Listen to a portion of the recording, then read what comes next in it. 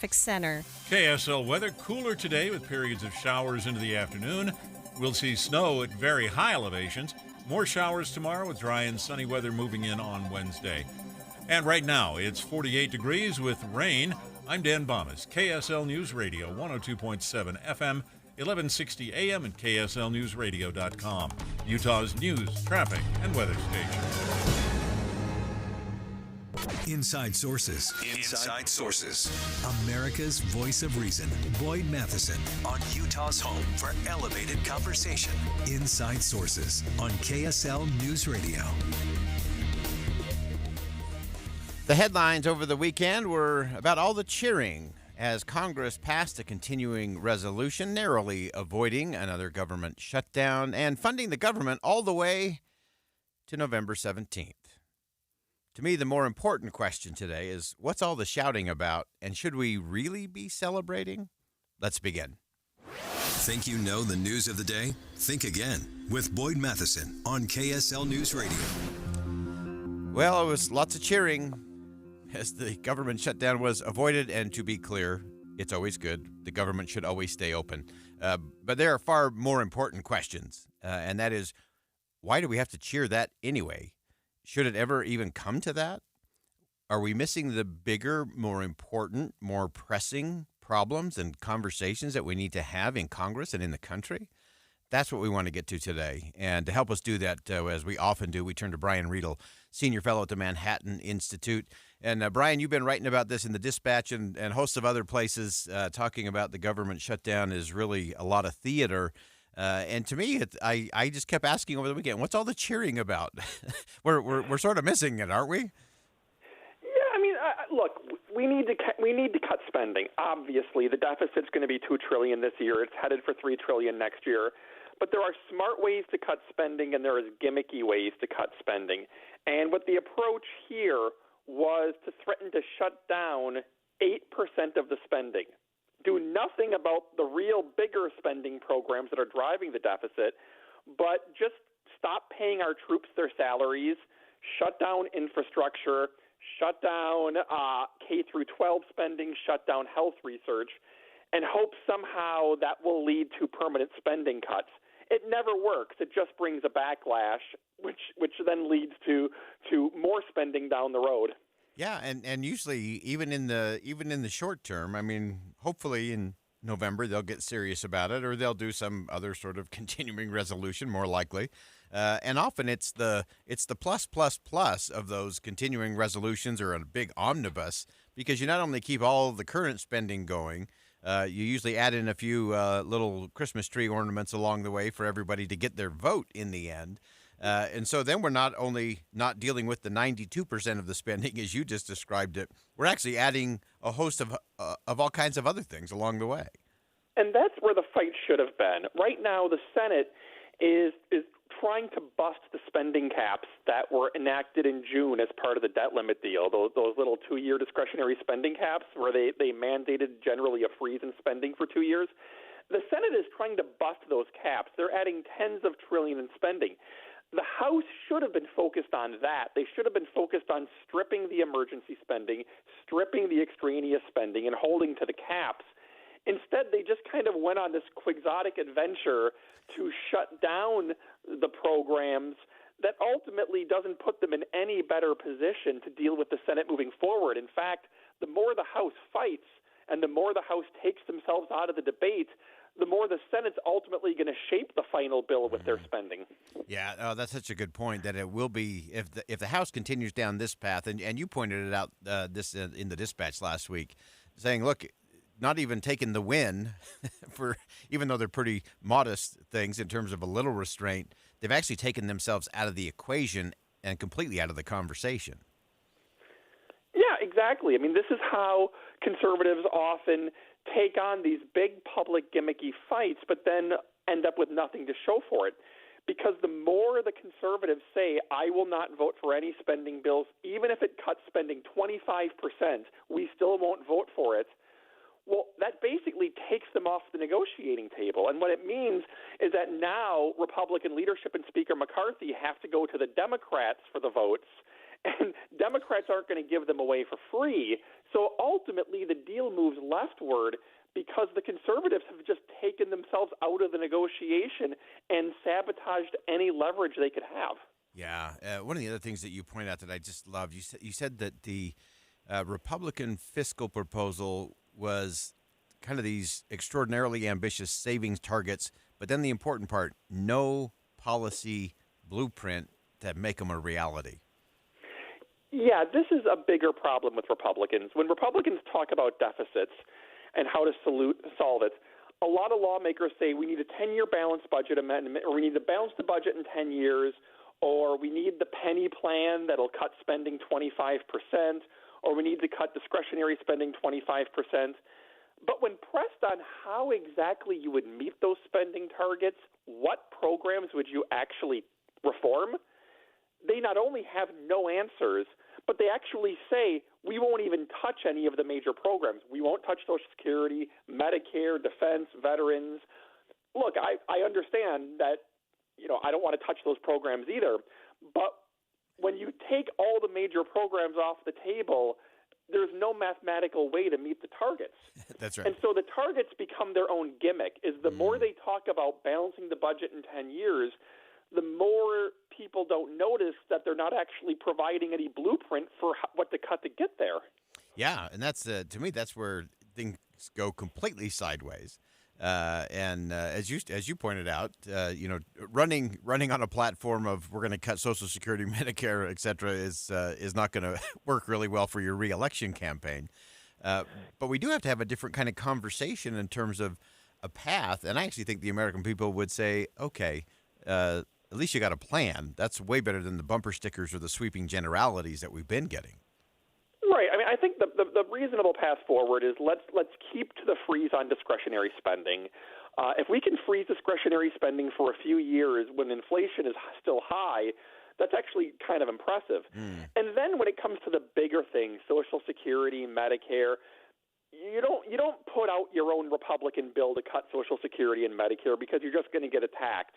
Instead, they got to work within the system, work with Democrats quietly in Congress, try to see if there's some sort of bipartisan grand deal that both parties can work for, because neither party has the political strength to do this themselves, and it's suicide to try. Ultimately, you're going to need both parties to hold hands and jump together. And that's not as exciting as saying we're going to do it all ourselves with our great fantasy plans, but it's a nod to political reality. Yeah, and I'm all for hope. I'm all for the grand big swing. But as important as hope is not a strategy, and you have to have a strategy underneath it, or you are just playing in fantasy land. Yeah, exactly. And I think Republicans, part of the reason we have a $2 trillion deficit is again, Republicans have not been willing to make the tough choices on deficits. They do a lot of performative grandstanding, a lot of press conferences. I mean, just to give an example, the Republicans who were blocking and pushing the government shutdown were the same ones who were blocking the spending cuts earlier this summer. So, I mean, that's just not good faith legislating. Yeah, absolutely. Great insight as always, Brian Riedel, Senior Fellow at the Manhattan Institute. Brian, thanks for weighing in. We'll continue to break down Fantasyland and try to get everybody on a path to reality and a serious conversation that is really crucial to the country moving forward. Thanks so much for joining us. Thank you. That's Brian Riedel, Senior Fellow at the Manhattan Institute. And Brian is so good at calling everybody out in terms of where we really are. And so while there was a lot of cheering in the headlines that we did avert a government shutdown, that's a good thing. But we really have to stop and ask, what's all the shouting about? What's all the cheering for? Because we haven't done anything. And if we have done anything, we've kicked the can down the road a paltry 45 days. So we can do this gymnastics all over again. But is anyone going to be the adult in the room? Are there leaders on both sides of the aisle who, as Brian said, are willing to hold hands and take the jump together and say, yeah, we can tinker around the margin with all these gimmicks and grandstanding that both political parties love to do? There were billions of dollars raised in political campaigns over the weekend due to the shutdown. Just the threat of it, all the theatrics and politics of it. But is that what we really sent them to Washington to do? Will somebody step forward and lead? Will there be people on both sides of the aisle who can say, you know what, 92% of the spending is coming out of Social Security and Medicare and a lot of those big programs that we're not even talking about? We're debating shutting down government over 8% of the budget. Now, we should restrain that too, but we have to do more, not less. And we have to expect more out of our leaders, not less, if we're going to actually get the country where we really need to go. We're going to stay with the conversation. Stick around. We'll be right back. Think again on Inside Sources with Boyd Matheson. Here's one part of life that doesn't need pumpkin spice. Pumpkin spice has quite a powerful political lobby. Breaking news and fall weather updates are all the spice you need. Start with Utah's Morning News with Tim and Amanda from 5 to 9. Good morning. Then David Dujanovic, Boyd Matheson, and Jeff Kaplan's Afternoon News as you drive home. News, analysis, variety. The spice of life. So good. On KSL News Radio. You can stream your favorite show anytime, but the opera only happens 4 times per year. Join us and make new memories with your family and friends. Enjoy the entertaining stories, beautiful sets and costumes, and mesmerizing music. You deserve an elegant night on the town or a Sunday matinee with Utah Opera. Your couch will be there when you get back. This is it, your perfect first opera. October 7th through the 15th, Utah Opera begins its season with one of the most popular operas of all time, Puccini's La Bohème. This tragic love story will seem familiar. It was the inspiration for the smash hit Rent. You'll recognize characters and moments like Mimi asking Rodolfo to light her candle, but now experience it with an operatic twist. Tickets start at $21. Get yours today at utahopera.org. The Management Minute is a service of the MBA program in the John M. Huntsman School of Business at Utah State University. I'm Professor Scott Hammond. My grand adventure this summer was to solo hike across Iceland. A few miles from the end, I was exhausted at the last river crossing. The glacier was a mile upstream. The swift cold water hit just below the waist. Halfway across this water, I began to slip. I could not go forward. I could not go back. And then I heard a loud voice behind me saying, "I've got your back." The man gently put his hand on my shoulder with just enough force to give me confidence to move forward. He was a British Royal Marine who saw I needed help. Leadership is about anticipating when people need help. It's about helping with just enough force to give confidence. Learn more about leadership in an MBA program from Utah State University. Go to utahstatemba.com. That's utahstatemba.com. I'm Scott Hammond. Hope to see you in one of our classes. Have you Googled yourself lately? Are there negative posts from an ex-employee or from a former client? Maybe an outdated news article or sensitive personal information about your family? Search engines don't always get it right. For right or wrong, it's your reputation on the line. That's where Reputation Defender by Norton comes in. One of the most trusted names in online reputation repair, Reputation Defender has been fixing people's search results for over 15 years. Their cutting-edge approaches help you to wipe away unwanted information in your search results. They also promote the good stuff so that it rises to the top, helping you put your best foot forward. Your good name is too valuable to leave to the whims of a Google algorithm. Take control with Reputation Defender. You can start by getting your free reputation report card at reputationdefender.com or call 800-401-6681 to speak to an expert. That's 800-401-6681. Get Mr. Max Performance Missionary Package. 1 performance suit, 4 and collar stretch shirts, 3 ties, 1 mission belt, and 1 pair of Echo or Johnston & Murphy shoes. Just $595. With the 3 things you need to know this hour, I'm Dan Bonas. First, the 4 people who died in a light plane crash near Moab have been identified as a North Dakota state senator and 3 members of his family. Second, UDOT says it has a plan for repairing all the potholes on the 21st South Freeway. And third, U.S. aid to Ukraine has been interrupted, but the European Union is planning to send a lot more. Right now, 48 degrees with rain in Salt Lake City. And back to Inside Sources on KSL News Radio. Get deeper insights on the news from Inside Sources. Well, we're going to stay with the conversation just a little bit longer as it relates to Congress and what's been going on over the weekend. If you weren't following all the cheering of Congress as they kicked the can down the road for a whopping 45 days, continuing to fund the government until November the 17th. I think what we ought to be doing today is everybody ought to be calling their member of Congress, and we ought to call them every single day and say, do your job, do the appropriations bills, regular order, over the next 45 days. Because sadly, what you're going to hear for the next 45 days, you're going to hear a whole lot about leadership challenges. You're going to talk about intra-party challenges. You're going to talk about debates between Democrats and Republicans on a host of other issues. And everything relating to funding the government is going to be put on the back burner until we get to mid-November. And then we're going to do this whole exhausting, exasperating exercise all over again.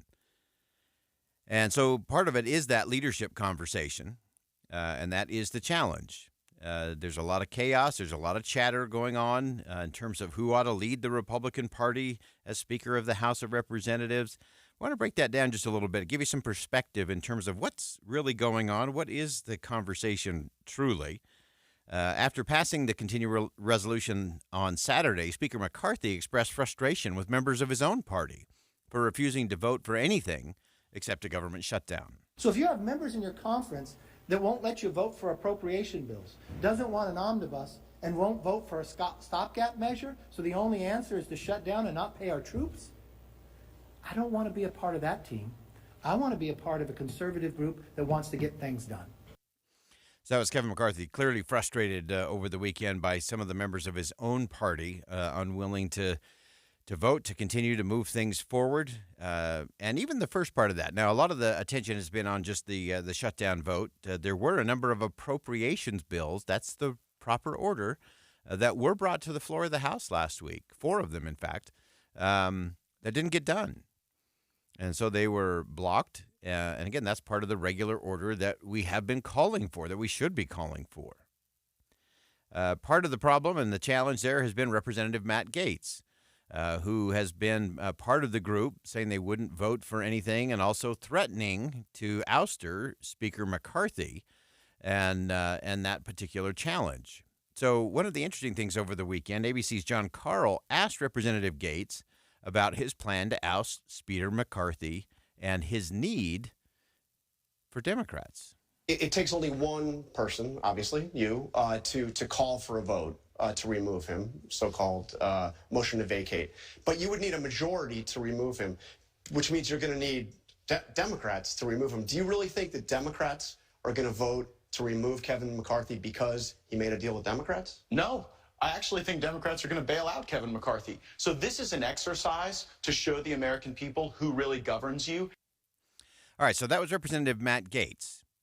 And he's saying that he is going to call to what is known as vacate the chair, to oust Speaker of the House Kevin McCarthy.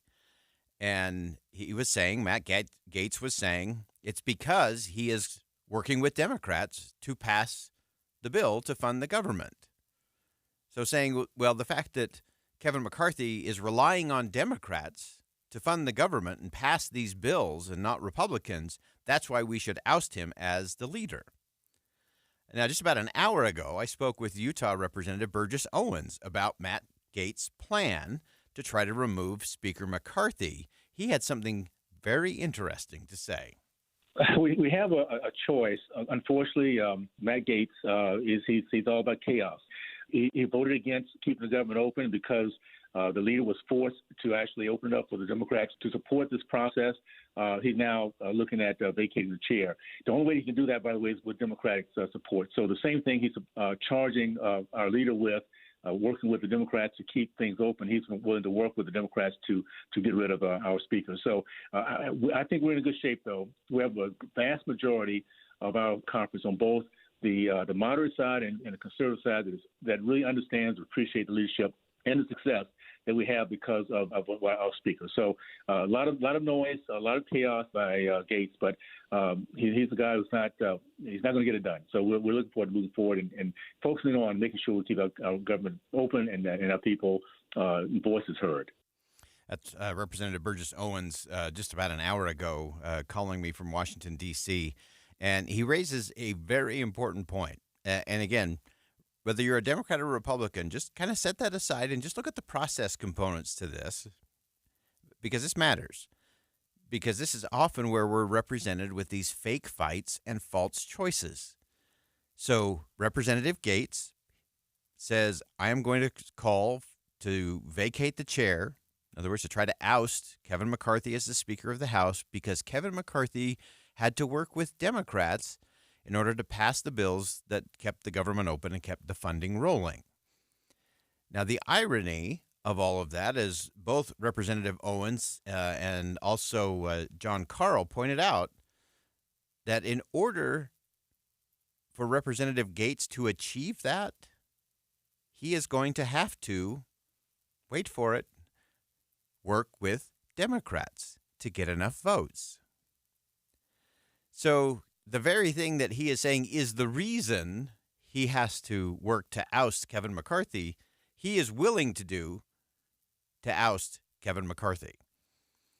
That's the kind of political chaos that Representative Owens rightly described in our nation's capital today. And that's a sad thing when you're saying, I have to remove this person from office because they're colluding and working with the other side. And then you go work with the other side to oust the current Speaker of the House for colluding with the other side. Go figure. That's as we go back to our often used phrase on this show, trying to understand behavior sometimes is like trying to smell the color 7. Trying to understand what Representative Gates is doing is like trying to smell the color 7. It makes no rational, reasonable sense at all. In fact, our good friend Yuval Levin noted that that Gates' big leverage on Speaker McCarthy is that threat to oust him. But because of the Republicans have the majority currently, Gates has to go get Democrats to actually do it. So he's going to become the very thing he is accusing his opponent of doing. Go figure. That sounds like politics to me. And I will remind everyone that is not what we elected people to do. We did not elect anybody to go do politics. We elect people to function in government. That's the job.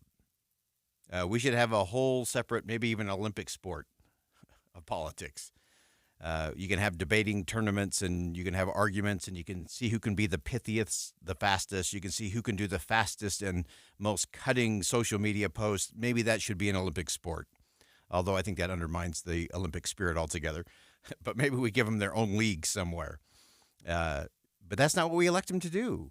We elect them to govern. We elect them to have serious conversations. We elect them to deal with difficult issues and challenges and problems. And we elect them to stay out of the way when they need to stay out of the way. We don't elect them for this kind of theatrics. Now, debate's going to happen. Arguments are going to take place. That's great. That's part of our constitutional republic. We cheer that. It's the blessing of having the First Amendment, where everyone can do that. But I just remind everyone that is not what we elect people to do. It's not the job. It just isn't the job. And so maybe we need to start looking a little harder as we enter into election seasons as to who's really going after the job. And why are they going after the job? Do they need a platform? Do they need a job? Or are they serious about governing? And again, it doesn't mean you have to agree with them all the time. Doesn't mean they're not going to have some sharp words occasionally with someone they disagree with from the other side of the aisle or the same side of the aisle. That's all good and okay. How they do it matters. Doing it with dignity and respect matters.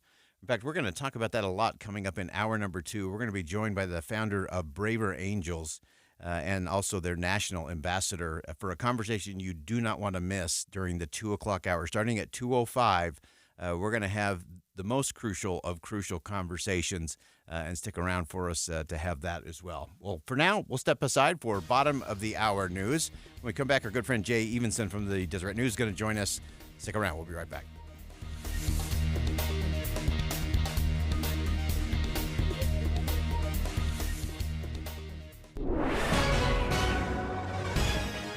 It's 1 o'clock at KSL News Radio. I'm Dan Bomas. KSL's top story this hour, Red Cross is helping out several families in Centerville who were left homeless after a fire in their apartment building. Investigators still trying to figure out what caused the Cedar Springs condos to go up in flames over the weekend. Fire damaged at least 8 units and impacted 25 people. A new plan from the Utah Department of Transportation to expand I-15 from Salt Lake to Farmington could require moving some homes and businesses. Project manager Tiffany Pocock says their newly released preferred plan creates 5 lanes and an express lane in either direction and also updates the interchanges. We see the growth in the future. This I-15 is an existing asset that we need. It's of age where we need to reconstruct it, and as we do so, we want to make sure that we're accounting for growth, we're accounting for what the community wants. Pocock says they would work with the owners of those 3 to 5 homes as well as 13 businesses to find new places. The plan is now in the 45-day comment period. Our top national story this hour from ABC News. Former President Donald Trump attending the first day of the civil fraud trial brought against him by New York State's Attorney General Letitia James. He called the proceedings disgraceful. The judge has already ruled that Trump committed fraud in his business dealings. More from ABC's Olivia Rubin. He sounds quite heated about what has gone on at this courthouse as the Attorney General accuses his company of fraud. He said that he is in front, again, denying wrongdoing, but really about the judge saying that he is before a judge who has already made up his mind, and that is ridiculous. ABC's Olivia Rubin. Your money at this moment, the Dow Jones average down today, 161 points right now. The NASDAQ, though, is up about 30 points. And our KSL weather. We've had a good bit of rain through the middle of the day, but that's going to taper off. That's next. KSL News Time, 1:32.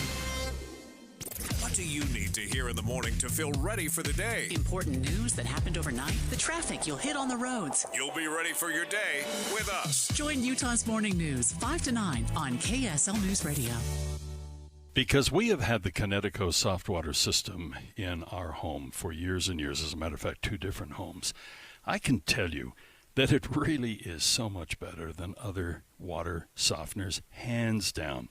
I love it because it makes a bag of salt last 3 times longer than the systems of competitors. It gives you wonderful, luxurious soft water you can count on 24/7. And when you're dealing with these folks, you're going to love. You'll find out that there are no nonsense, no loopholes, 10-year warranty. You feel like you've really found friends, and you find yourself really in soft water heaven. Connecticut of Utah. If your system doesn't sound like the one I just described, I want you to call Monty. I want you to call Steve. The great people, all of them there at Connecticut, will take care of you. 801-576-8600, or go online at softwaterutah.com. So you know when something's so great you immediately want more? Yes, ice cream cake. No, I was thinking tonight on NBC. No cake. First, it's The Voice with Gwen Stefani, John Legend, Niall Horan, and new coach Reba McEntire. Yes! Then it's The Irrational starring Jesse L. Martin. Ooh, from Law & Order. This show will twist your brain into a pretzel. That does sound tasty. The Irrational after The Voice, tonight on NBC. You will want more. Ice cream cake? No. Then stay tuned for KSL 5 News at 10.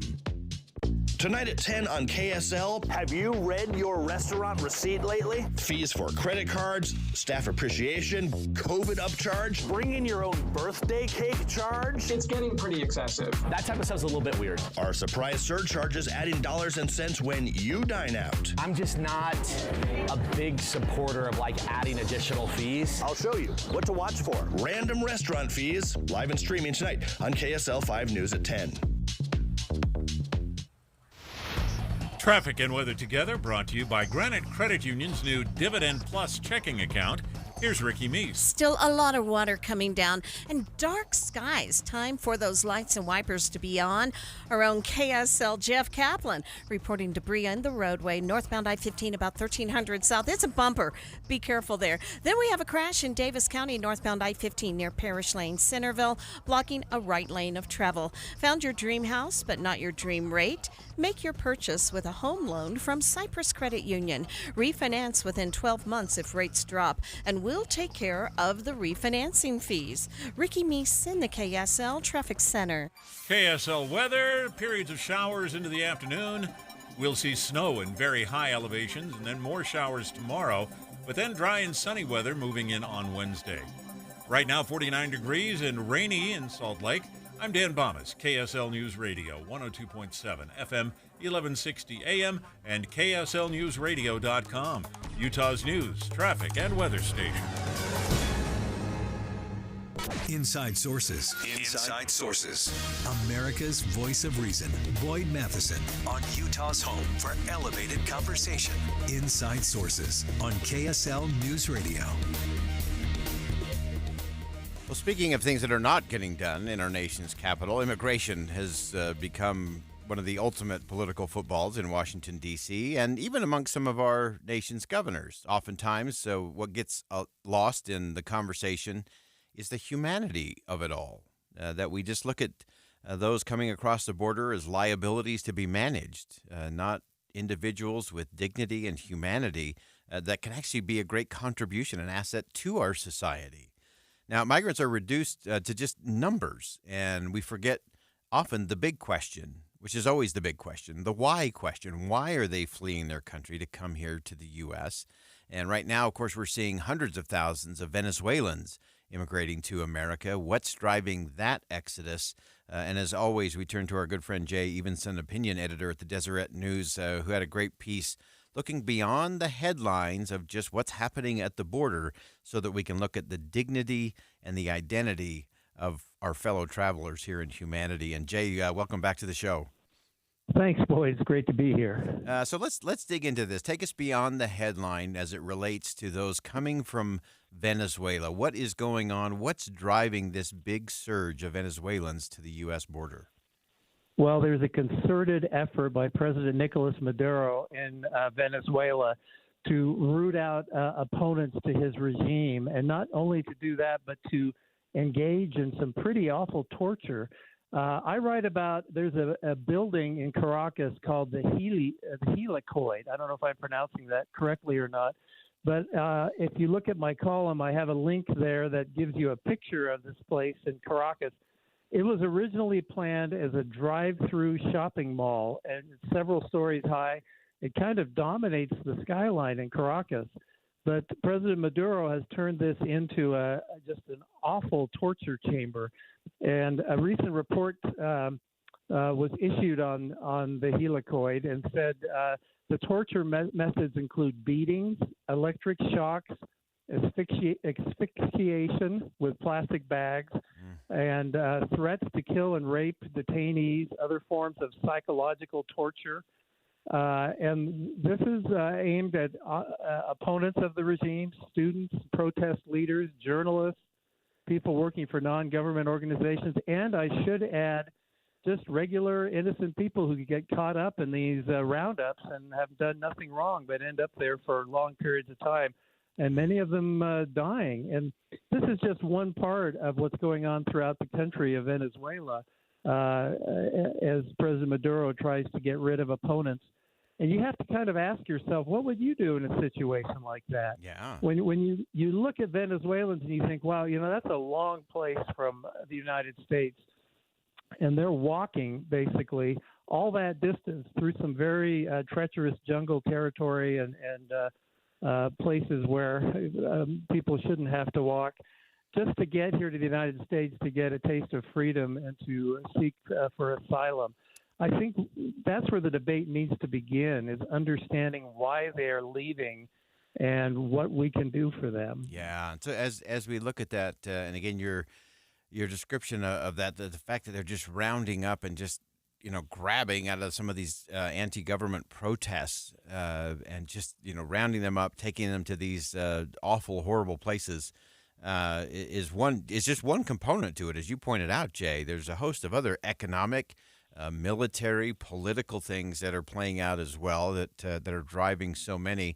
And so it's one, we have to keep that in context. We have to understand what's really going on inside of country because to just say, hey, you can't come is not enough for someone facing some of those kinds of challenges. And so we recognize that, yes, there are some who use the asylum process as an illegal way in, but I think those are in the minority.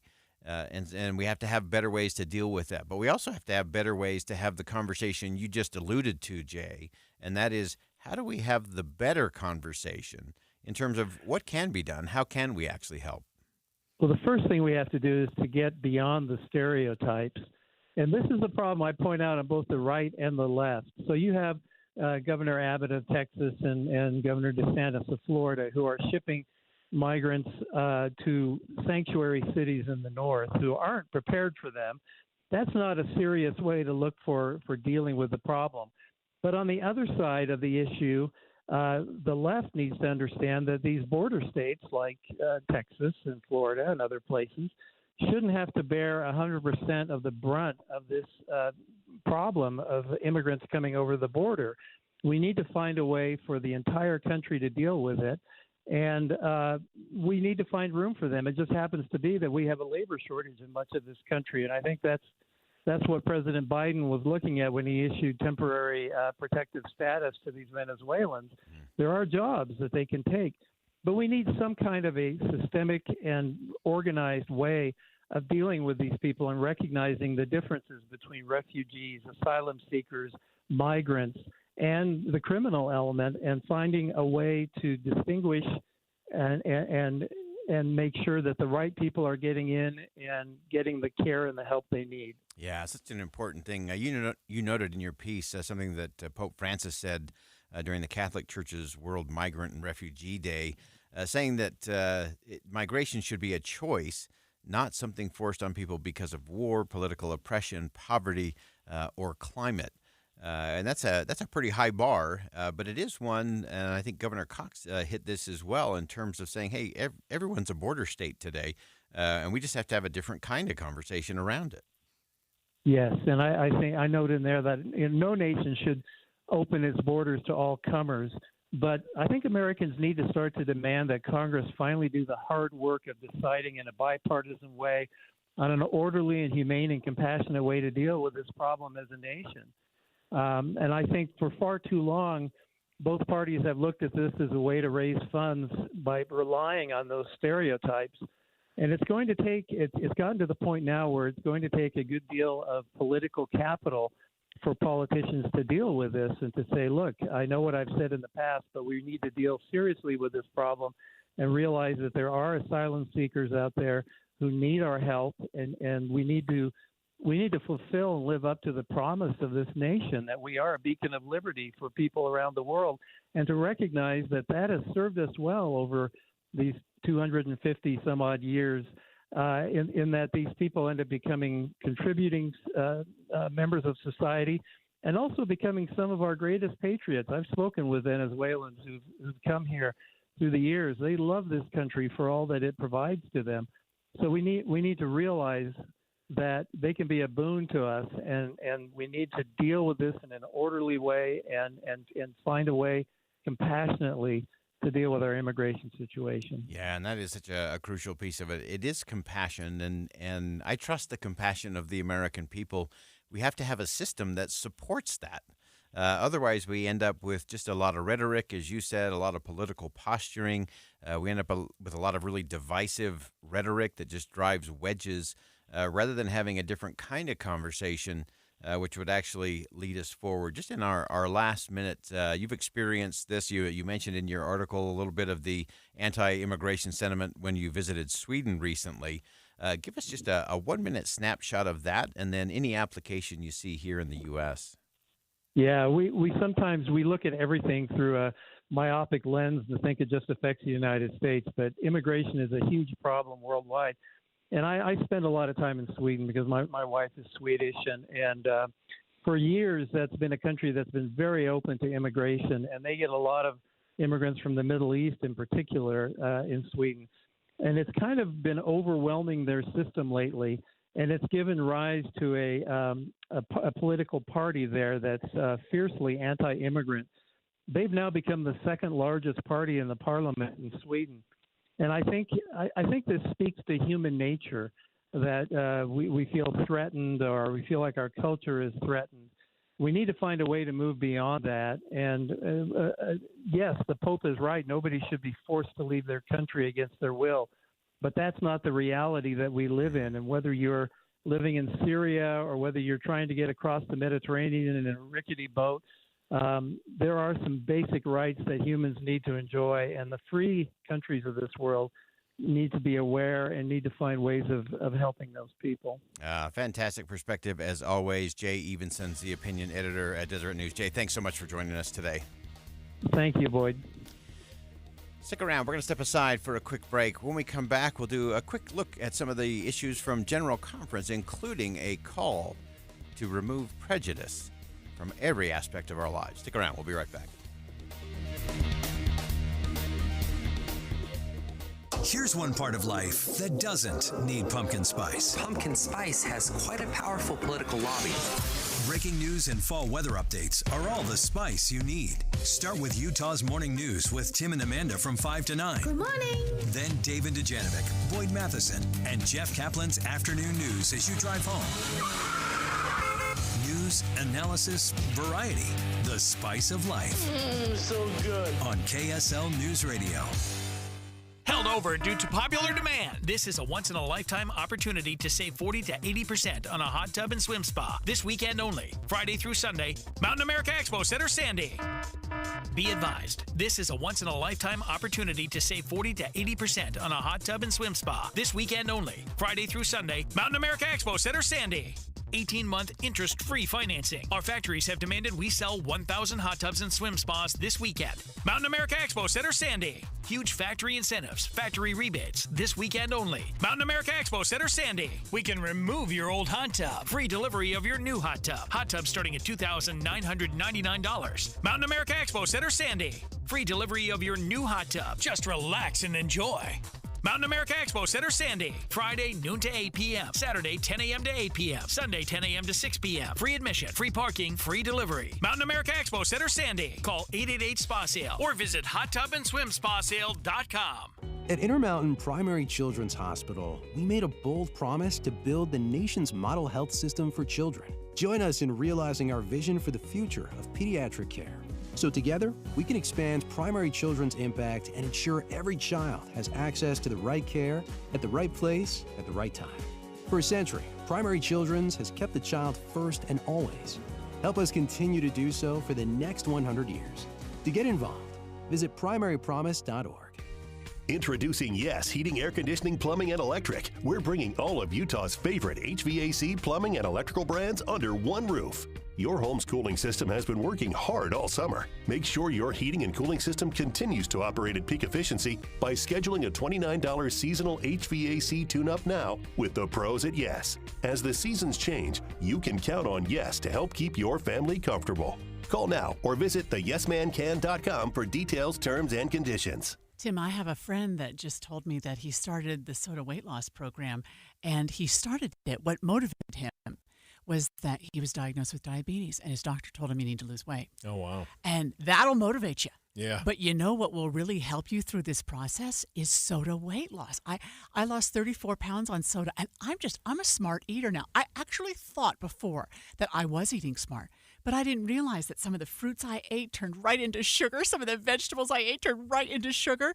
And so if for health reasons and for energy and for feeling good about yourself, try SOTA weight loss. Yeah, my daughter lost 42 pounds. We've talked about Amber's weight loss journey, and it's amazing where you find some of those sugars hidden in like salad dressing and in peanut butter and things that you thought you were eating healthy for protein or otherwise. They really do change the way you look at food, and they can educate you and walk you through the process for as long as it takes, even in the maintenance phase. Go to SOTAweightloss.com, spelled SOTA. It is state-of-the-art. KSL has your tickets for Taylor. We're filling a megaplex theater full of Swifties, and we want you there. Listen for the keyword weekdays at 8:45, 11:45, and 3:45. Then text it to 57500 for your chance to win. Want a reminder? Text the word Taylor to 57500 and we'll alert you when the contest is about to start. Details and more chances to win at KSLNewsRadio.com. Hear elevated conversation on crucial issues. Boyd Matheson on Inside Sources. Well, this past weekend, of course, was the General Conference of the Church of Jesus Christ of Latter-day Saints. There were many inspiring messages shared, and I want to focus on just one of those today that I think applies to everyone regardless of faith or no faith, regardless of where you live or what you do. It was a message by Elder Ulysses Suarez, who's a member of the Quorum of the 12 Apostles in the Church of Jesus Christ. He gave an address that focused on rooting out racism and prejudice in our lives that I think is so important for all of us to dig into. Over the weekend, we did our conference special around the quest for peace and how do we do that. And part of that is in having that reverence for life, valuing the dignity and the identity of those around us, especially those who are different. Elder Suarez began by quoting President Russell M. Nelson of the church, who called on members everywhere to lead out in abandoning attitudes and actions of prejudice. President Nelson continued, "I plead with you to promote respect for all of God's children. As a global and ever-growing church, following the invitation is the vital prerequisite for building the Savior's kingdom in every nation of the world." So as Elder Suarez began his message on Saturday evening, he invited members of the Church of Jesus Christ and people everywhere to increase in unity and love regardless of our differences. As disciples of Christ, we are invited to increase our faith in and love for our spiritual brother and sisterhood by genuinely knitting our hearts together in unity and love, regardless of our differences, thereby increasing our ability to promote respect for the dignity of all the sons and daughters of God. Promoting that dignity is something that we have lost in so many places and spaces in the world, especially online and in social media, clearly in our politics and other places. Elder Suarez continued by highlighting a message given by the president of the church, Russell M. Nelson, to abandon all attitudes of prejudice. President Nelson further emphasized the importance of spreading dignity and respect for our fellow beings when he stated, "The Creator of all us calls on each of us to abandon attitudes of prejudice against any group of God's children. Any of us who has prejudice toward another race need to repent. It behooves each of us to do whatever we can in our spheres of influence to preserve the dignity and respect every son and daughter of God deserves." In reality, human dignity presupposes respect for our differences. Again, that dignity. And Elder Suarez, I've seen him do this in so many different settings with people from all different backgrounds, faith traditions, businesses, leaders of government around the world. He has a unique ability to both share that light, but also to see that light in other people. We often talk about the very dark world that we tend to live in with all of the divisive and derisiveness that we see. Elder Suarez said that there would be an increase of light in our lives if we did it just a little different. My dear friends, I can assure you that the light of a new day shines brighter in our lives when we see and treat our fellow beings with respect and dignity, and as true brothers and sisters in Christ. I love that focus and that impassioned plea from Elder Suarez, that if you want more light in the world around you, treat those around you with greater dignity and respect. Elder Suarez also shared a very personal note, a real test of that courageous vulnerability, how he sympathized with those who have experienced discrimination from others. I have deep compassion for those who have been mistreated, belittled, or persecuted by unfeeling and thoughtless people. Because in the course of my life, I've seen firsthand the pain good people suffer from being judged or dismissed because they happen to speak, look, or live differently. He clearly has some earned empathy for those who have been on the receiving end of that kind of prejudice and discrimination.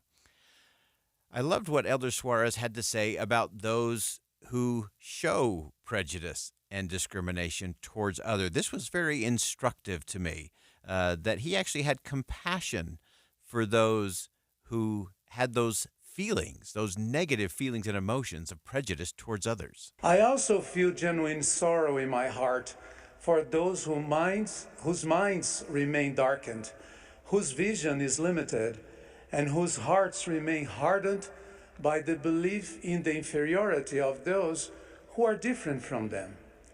Their limited view of others actually obstructs their ability to see who they are as children of God. Elder Suarez went on to describe the feelings of racism and prejudice that often stem from our own insecurities and flaws. The world in general is polarized by strong divisions, accentuated by racial, political, and socioeconomic lines. Such divisions sometimes end up influencing people's way of thinking and acting in relation to their fellow being.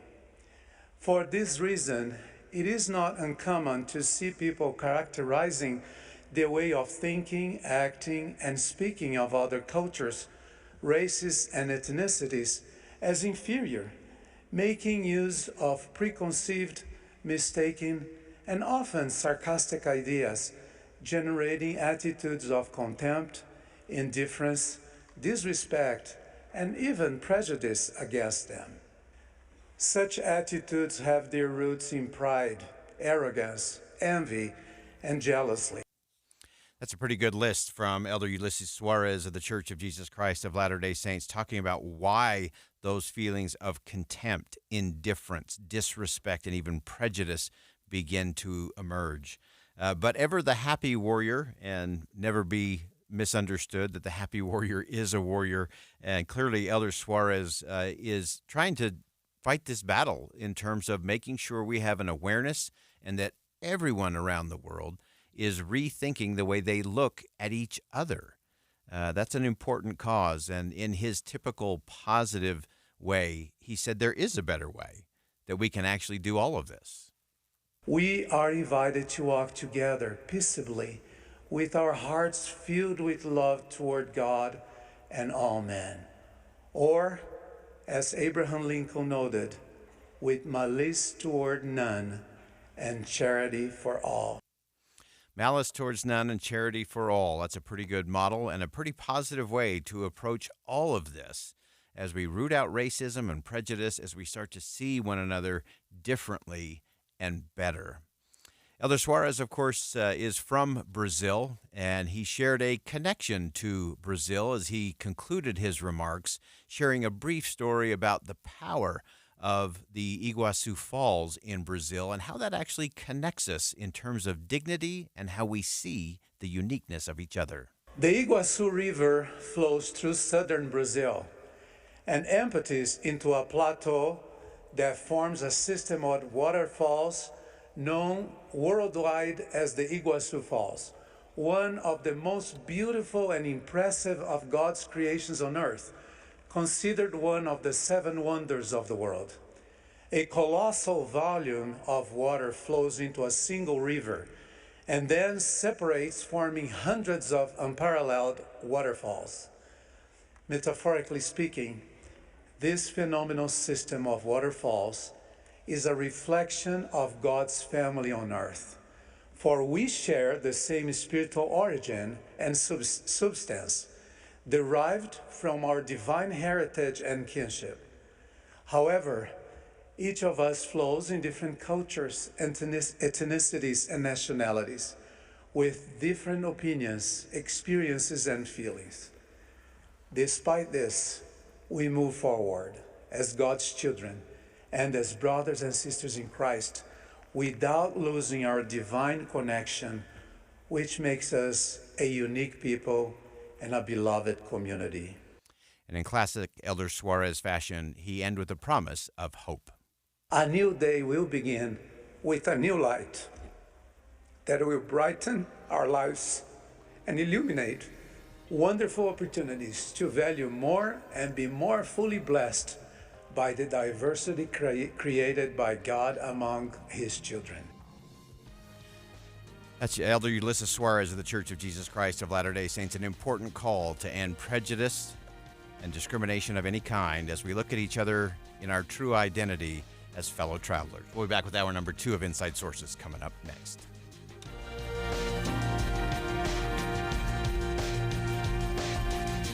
KSL FM Midvale, KSL Salt Lake City. Listen at home on any smart speaker and in your car at 102.7 FM.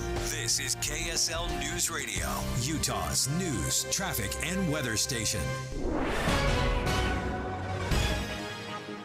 It's 2 o'clock at KSL News Radio. I'm Dan Bomas. KSL's top story this hour. The 4 people who died in a plane crash near Moab have been identified as Doug Larson, the state senator from North Dakota, along with his wife Amy and 2 of their children. Associated Press reports the deaths were confirmed in an email from the majority leader of the state Senate. The plane crashed last evening, shortly after it took off from Canyonlands Airfield. The Grand County Sheriff says all 4 people aboard were killed. All-day kindergarten continues expanding in the state thanks to a new round of federal funding. Christine Elegante, a literacy specialist with the Utah State Board of Education, says around 70% of students in the state will have access to full-day kindergarten. There's a lot more demand for full-day kindergarten than was anticipated by our local districts and charter schools. There's just a higher demand for it. Elegante tells Dave and Dujanovic they'll know later this month exactly how many new full-day kindergarten classes they've added this year. They added 314 last year, and they expect to add perhaps 400 this year. Our top national story this hour from ABC News. The jackpot in tonight's Powerball lottery has once again topped $1 billion. That's only because there hadn't been a winner for a couple of months. ABC's Dave Packer has more. Powerball says tonight's drawing marks the first time in the game's history that back-to-back jackpot cycles have generated billion-dollar grand prizes. The last grand prize ticket was sold in California, worth $1.08 billion. That was in July. There have been 31 drawings since then with no grand prize winner. Longer dry spells and higher jackpots part of the equation after Powerball changed the odds of winning back in 2015 from 1 in 175.2 million to 1 in 292.2 million. Dave Packer, ABC News. Your money at this moment, the Dow Jones average down on the day, not as much as it was earlier, now down 74 points, and the NASDAQ is up 88 points right now. And a KSL weather, all this rain we've had is going to taper off. That's next. KSL News Time 2:02. We have enough people running around Broadcast House at 4 in the morning to field a football team. Producers, reporters, the traffic team, and us. This is Tim and Amanda. Join us each morning from 5 to 9 on KSL News Radio. Hey guys, do you know what makes Revive Men's Health Salt Lake City different? You. Every Revive treatment and medication is personalized just for you. Revive has the experts that guys go to when their current treatment isn't working. They have a complicated medical condition, or they're just not happy with their daily performance. Since 2011, they've helped thousands of local men suffering with the symptoms of low T and ED. Their goal is simple, to get to the bottom of your issues and fix them. Your best performance requires more than generic ED medications or a low-dose testosterone booster at a low-ball price like you find online. Revive medications are custom compounded, affordable, and guaranteed to resolve your issues. Stop dealing with the symptoms of low T or ED. Book your T-check and exam today. Call 801-263-7777. That's 801-263-7777. Or visit us at revivemenshealth.com. You know, Deb, I'm a huge DIY guy, but one thing I'm not going to touch is electrical. I've got the answer for you. You have to call Master Electrical. They have what's called upfront pricing. You know how bids can be a guessing game, and the longer an expert's in your home, the bigger the bill is? Not with Master Electrical. This upfront pricing is amazing. Yeah, their pricing system won't even allow them to go higher. They do everything that has to do with electrical. You need lights? Call Master Electrical. Ceiling fans, smoke detectors, generators, batteries, even EV chargers. And all that pricing is upfront, and it's a guarantee. Master Electrical proudly serves from Logan to Santaquin. And they're always open, so if you have some emergency, they're there. So give them a call at 801-543-2222. That's 801-543-2222. Or you can check them out online at masterelectrical.com. Do it today. Traffic and weather together, brought to you by Granite Credit Union's new Dividend Plus checking account. Here's Ricky Meese. A lot of standing water on the roadways. One that I'm looking at, and you can just see it's deep on the tires. Redwood Road, 6200 south at that intersection. Also, a lot of the downtown city streets seeing a lot of water and standing pools on the roadway. We do have an accident causing big delays southbound I-215's East Belt, about 5600 south blocking right lanes. Join the Utah Symphony for the greatest classical hits from the 1700s to today. Tickets start at $21. Get yours today at utahsymphony.org. Ricky Meese in the KSL Traffic Center. KSL weather, cooler today with periods of showers into the afternoon. We'll see snow in very high elevations. More showers tomorrow with dry and sunny weather moving in on Wednesday. And right now, 48 degrees with rain. I'm Dan Bonas, KSL News Radio, 102.7 FM, 1160 AM, and KSLNewsRadio.com, Utah's news, traffic, and weather station. Inside Sources. Inside Sources. America's voice of reason. Boyd Matheson on Utah's home for elevated conversation. Inside Sources on KSL News Radio. Americans on the left, the right, and in the middle disagree on a lot of things. Guess what? That's not new in our country. What is new is that disagreement has come to include disdain for the other side. It's time to think again about how we have conversations in this country. So for the next 40 minutes, we're going to talk with the leaders of an extraordinary organization called Better Angels.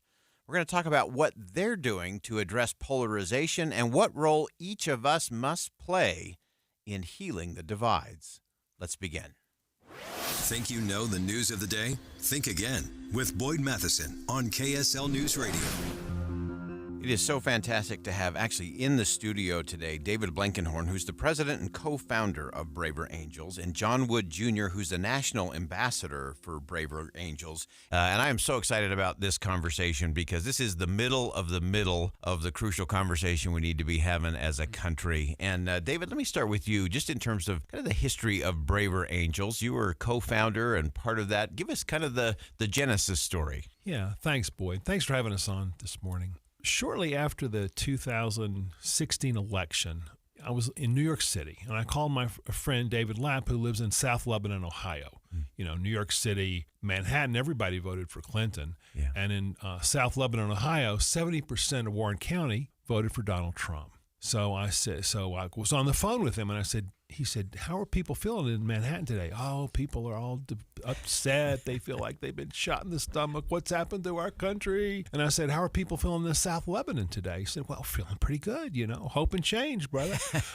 So we were talking about the polarization in the country, and we said in 3 weeks we're going to have a meeting in the church in a church basement in South Lebanon. We're going to bring together 10 people who had just voted proudly for Hillary Clinton and 10 who had just voted proudly for Donald Trump.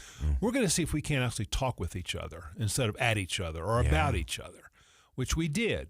We did that in December 2016, and man, it was kind of magical. I mean, we spent a weekend together, and we really emerged feeling better about each other, better about the country, just more hopeful, because it was a very emotional time, as you can recall. So now we've done thousands of these things around the country, and we brought together, we're a kind of a grassroots movement to do that thing, that encounter between people who have strong political disagreements. And we don't try to change their minds about politics. We try to change their minds about each other, about the basic humanity. Yeah, that's such an important part of all of this. We often talk about it's not that someone is wrong, but they're wrong, but evil is where so much of the politics is taken us. Exactly. And, there's a kind of a heart sickness in the country today about how acrimonious we become, how ugly, in a way, our public conversation has become. Yeah. And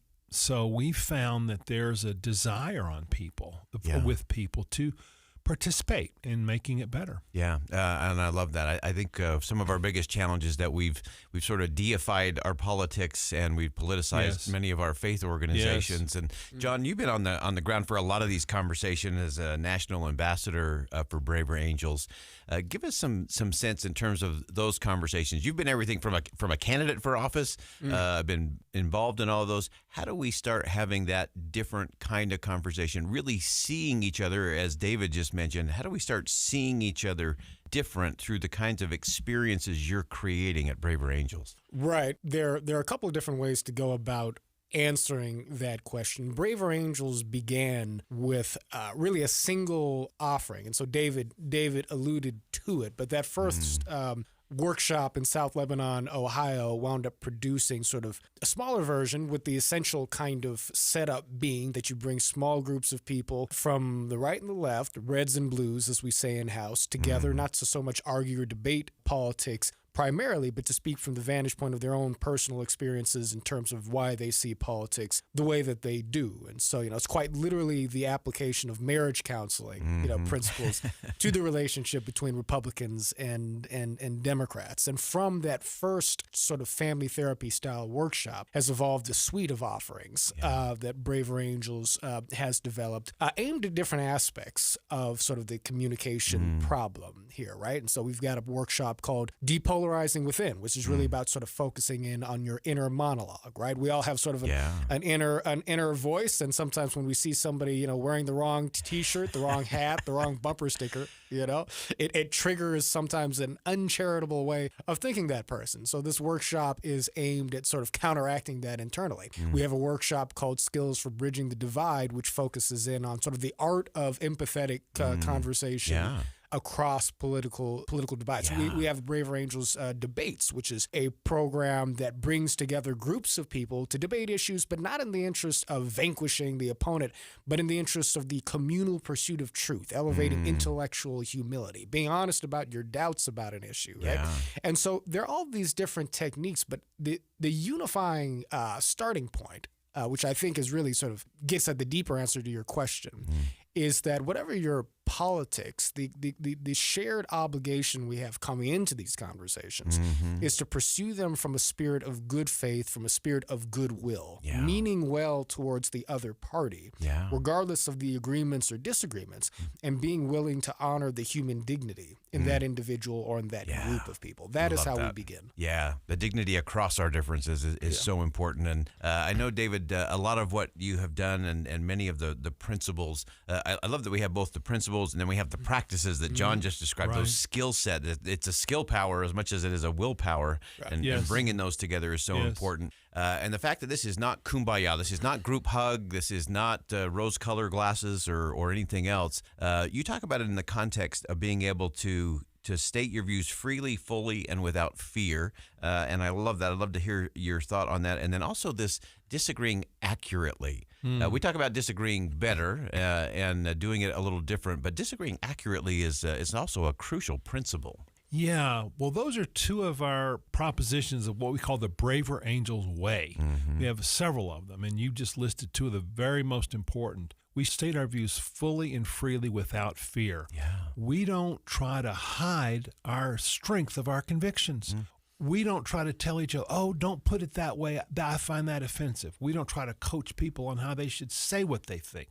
We let people say exactly what they believe in exactly the way they want to say it. And then they pay the respect of letting others do the same, and they listen. The second one on accurate disagreement, so many of our disagreements are based on I say, oh, you support the wall. You believe that you don't like immigrants, whatever it is. That's why I disagree with you. Well, if I actually heard your view of it, it would not be that way. So I want to disagree with you based on what you really believe, not just based on what I think you probably believe. Right. So we stress accurate disagreement, not inaccurate disagreement. And the beautiful thing about pursuing accurate disagreement is it requires you to identify common ground. If I know exactly the boundaries of our disagreement, I know the boundaries of our agreement. And then we can find some kind of civic friendship based in part upon those areas in where we do agree. And so then we are on a journey together. Yeah, I love where that. we are connected to one another, even though, you like a wall, I don't like a wall. So, Well, and by the way, Boyd, with respect to accurate disagreement, part of what we teach and a useful question people can ask themselves in the context of a conversation over, what do we agree and disagree upon is, can you represent the perspective or the opinion of the folks on the other side of the conversation, right? In terms that they themselves would actually agree reflect the way they think and feel, right? So if we're having an argument about abortion or something like that, and you're a pro-life individual, you might say, the cynical way to say it would be like, well, you're pro-choice because you don't care about unborn children. When more closely to the truth might be, well, you're pro-choice because you genuinely care about a woman's right to make her own decisions, right? Doesn't mean you agree anymore with the position, but now you're articulating it in a way to where the other person can nod their head and say, yes, I see that you understand me, right? Which makes me feel like I am being listened to, which in turn makes them more inclined to listen in return. Love that. We talk about the difference between a question of clarification and a gotcha question. Yeah. Question of clarification is tell me more about what you think. Yeah. A gotcha question is when you say, well, you say you believe this, but are you really caught in some contradiction? Yeah. Love that. These are such important principles. We're going to stay with the conversation because this is a crucial conversation, and this is doing it a better way. So we're going to take a quick break. When we come back, we're going to continue our conversation with our friends at Braver Angels, David Blankenhorn and John Wood. And this is a great chance for you to check it out at braverangels.org. This is something you want to not just look at, not just read through. This is something to engage in. We talk about doing something that makes a difference. This is a great chance to do that. We'll step aside. We'll come right back with more of this crucial conversation.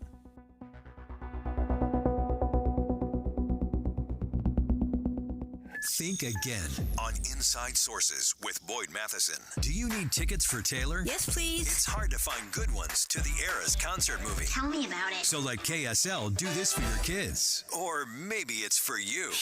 We're giving away a pair of tickets to a private KSL screening of the Eras movie. Just listen each day at 8:45, 11:45, and 3:45 for your chance to win. 3 chances to win every weekday. 8:45, 11:45, and 3:45 for the next 2 weeks on KSL News Radio. Fall is here, and the holidays are coming fast. Zero Res is running an early bird sale this week. Just $25 per room for carpet cleaning. Get your holiday cleaning done now and save big. That's 25% off the regular price. The Zero Res method stays cleaner longer, so enjoy a clean home now and still be ready come the holidays.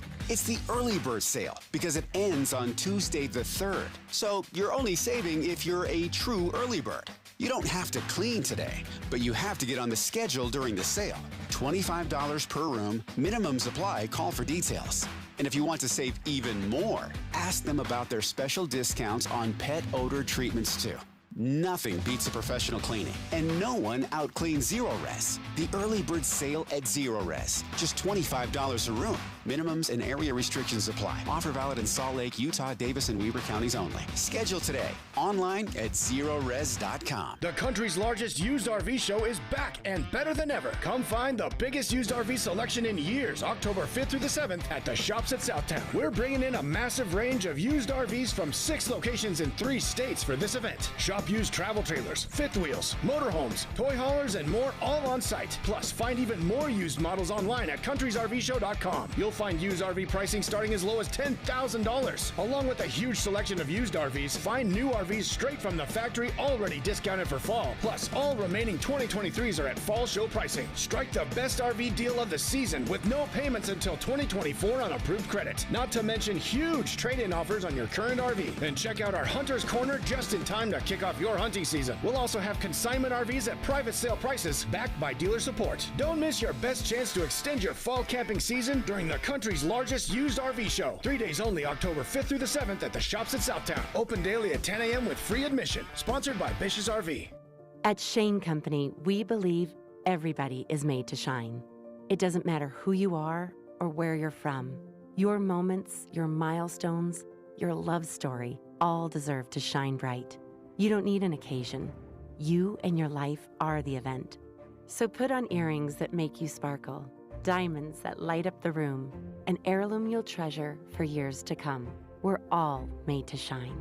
Shane Company, fine jewelry since 1929. Getting help with plumbing repairs is easier than you think. All you have to do is call Any Hour Services or schedule an appointment at anyhourservices.com. No one helps more homeowners than Any Hour Services.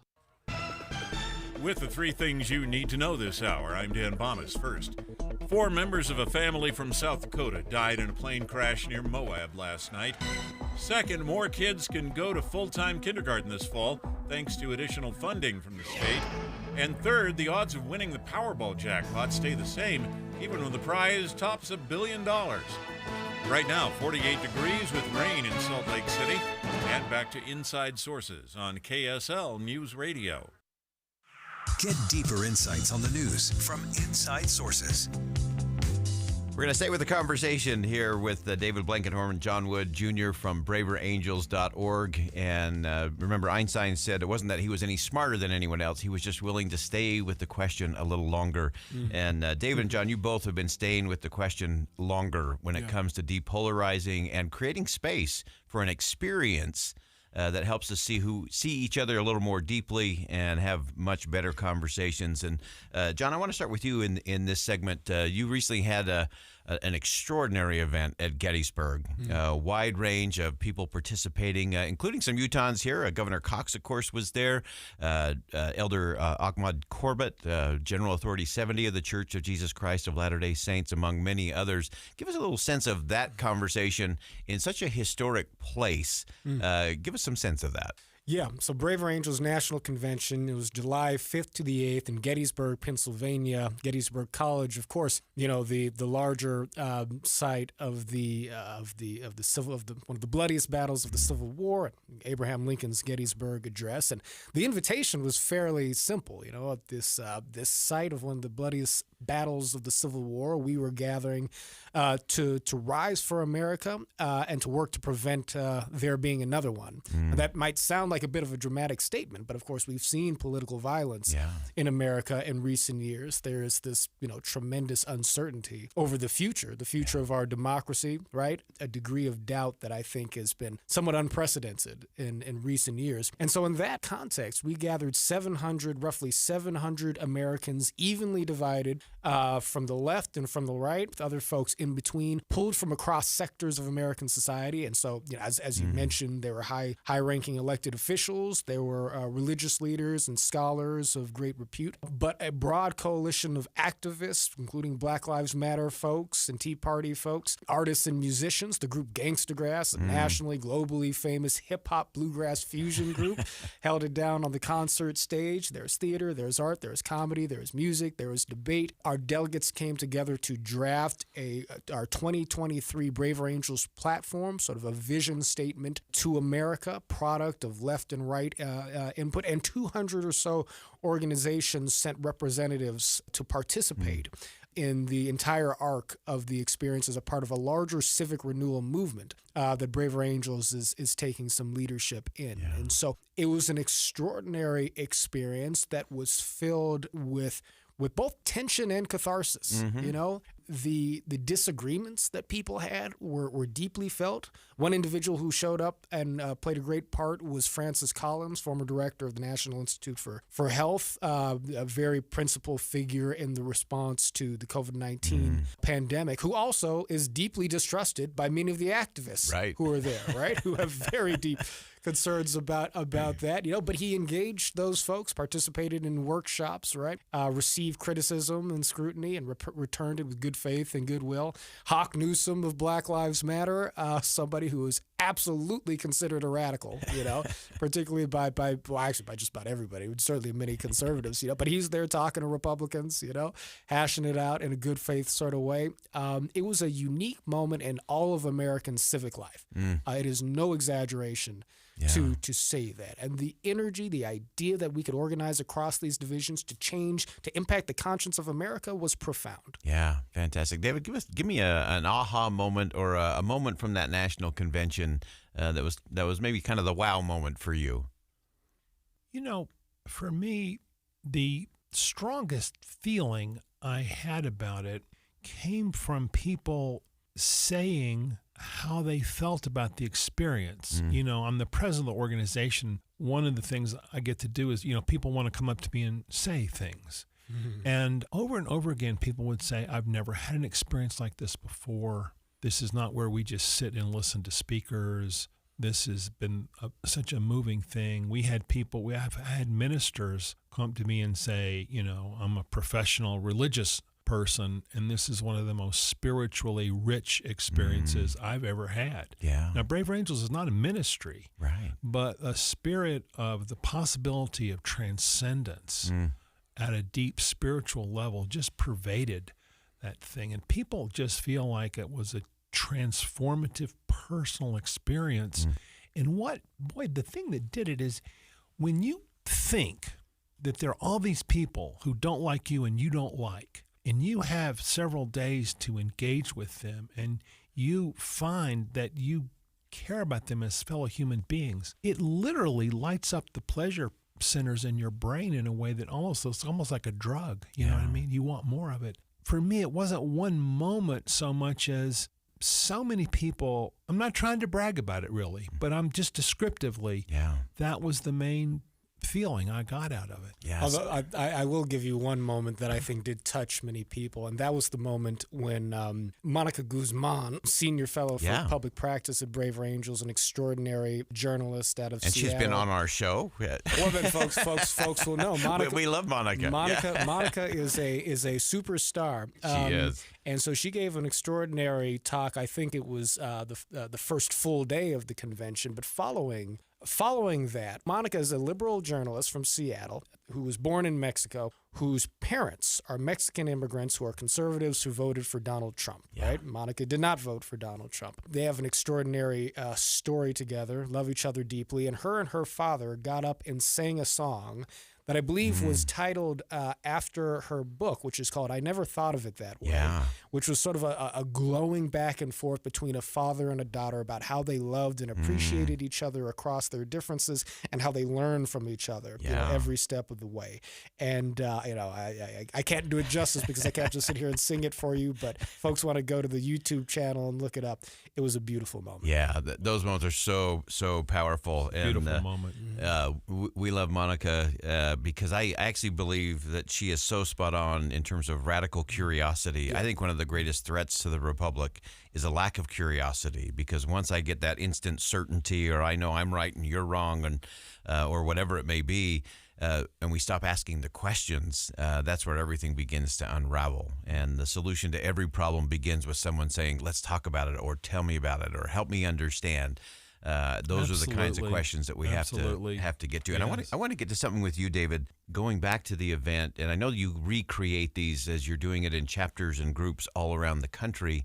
And it is this idea of experience that leads to transformation. These are not things that are going to show up in a Pew Research poll, but listening to both of you describe the experience, it's like oxygen. And when the American people experience what you all do at Braver Angels, it is like oxygen. They're like, yeah, I want to be part of that conversation. And so give us a sense in terms of how you're doing this across the country, in terms of creating that space for that experience that ultimately leads to the kind of transformation you're talking about. Well, it can sound very Pollyannish, Boyd. You know what I mean? You can sound like, oh, we can talk to one another. But the truth is, I bet a lot of your listeners, if you're getting your view of what's happening in politics from watching the news or social media, it's so depressing, you know? But if the truth is, if you actually engage the human engagement across what you think is an unsurmountable difference, it is personally transformative, and it helps you want to rise to a higher level of citizenship. You want more of this. You want to stand up and get involved because you have a hope. See, we're not just sitting around, talk to each other in a workshop. We're trying to change the country here. Yeah. And so we're calling people, we're giving them the opportunity to rise to a higher level of citizenship that brings our best selves to our country in a time of great need. Yeah. And there's no shortcut. You can't see a talking head on the news. You can't let somebody give you a lecture. You have to engage with your fellow citizens. There's no shortcut here. I so love that. And in fact, we're going to do something we don't do very often on the show. We're gonna make this 3 segments. So we're going to stay with this conversation because what you just said, David, comes back to something we often emphasize, and that it's community and culture that lead. The politicians will follow in the end. Absolutely. But too often we've been convinced by the politicians or by the media that it's the other way around. That it's going to somehow an answer is going to come waltzing out of the marbled halls of Congress. But it's community and culture. It's always been that way. They're like in the country. waiters who bring us our meal. That's right. We order the food. Yes. They're the ones who just bring it to us. Yeah. That's really so we somehow think we're going to sit around passively and wait for these politicians to solve our problem. You know, even very good ones. Governor Cox, Spencer Cox of Utah, came to our convention. Great guy. Yeah. Democratic U.S. Representative Dean Phillips came to our convention. So I'm not putting down politicians, but here in America, it's we the people, baby. Yeah. Awesome. We're going to stay with the conversation. We'll be right back.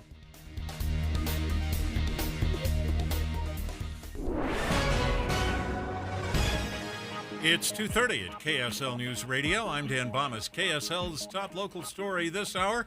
It's snowing at the top of Parley's Canyon. UDOT cameras showing the snow coming down. That goes along with some areas of the Salt Lake Valley where we've seen standing water build up because of all the rain. Specifically, the intersection 6400 South and Redwood Road is one place where cars have been throwing up water as they pass through, sometimes being caught by surprise. Former Congressman Chris Stewart has been appointed as the chair of the Utah Aerospace and Defense Association. Congressman Stewart was an Air Force pilot before his decade of serving in the House. The president of the association says Stewart has a unique perspective on the nation's defense strategy, which will accelerate growth for companies in Utah looking to expand worldwide. Our top national story this hour from ABC News. A day of celebration at the University of Pennsylvania as 2 of the school's scientists win the Nobel Prize in Medicine. ABC's Derek Dennis reports. The mRNA vaccines developed to fight COVID-19 were created through the work of 2 University of Pennsylvania School of Medicine doctors, Drew Weissman and Catalin Carrico, both honored with the Nobel Prize for Medicine, and by their School of Medicine dean, Dr. Larry Jameson. Millions of lives have been saved, and scores of others have been protected from severe disease, even in the face of an increasingly transmissible virus. School officials calling it a great day for the doctors and a great day for medicine. Derek Dennis, ABC News. Your money at this moment, the Dow Jones average closing trading today down 74 points. It had regained quite a lot of territory from being down further earlier in the day. The NASDAQ up on the day, 88 points, and the S&P 500 just barely ahead, about 0.34. And our KSL weather, no snow in the valleys yet, but we are seeing some in the tops of the mountains. That's next. KSL News Time, 2:32. Start your days with knowledgeable, friendly voices telling you about the latest news and weather out there. Hi, this is Tim Hughes and Amanda Dixon. In the business of waking you up each morning from 5 to 9. On KSL News Radio. As the weather turns colder, this is when you need to get those new windows. So call Advanced Window Products. They'll replace your single-pane, rickety old windows with stylish, state-of-the-art double-pane windows with precision frames. You pick the style and color. They're custom-made right here in Salt Lake City. This company is so Utah. It's run by 2 guys who grew up here, Jake Weber and Utes defensive star Nate Orchard, the mayor of Sacktown with 7 NFL seasons under his belt. Great guys, great company building high-quality windows for 37 years. Unlike other companies, they build the windows, they install the windows, and they guarantee them for life. No middleman. There's Jake, Nate, and their team, and there's you. Saving on the highest quality windows. Right now, before winter, get $2,000 off 10 windows or more, and they offer 60 months, 0% financing. So call Advanced Window Products now. You could have stylish new windows in 8 weeks. 801-850-9100. 801-850-9100, or visit AdvancedWindowsUSA.com. When it comes to making plans, you are the best. What about those round trips that you plan in advance, which are perfect on your way there and perfect on your way back? Or those meetings with friends for which you make a group chat 3 months before so that nobody or anything is missing? Or your daughter's first birthday party. You planned it with such dedication that instead of the first, it felt like our 15s. The same way you plan each detail for those moments. Start planning to protect you and your loved ones from a natural disaster.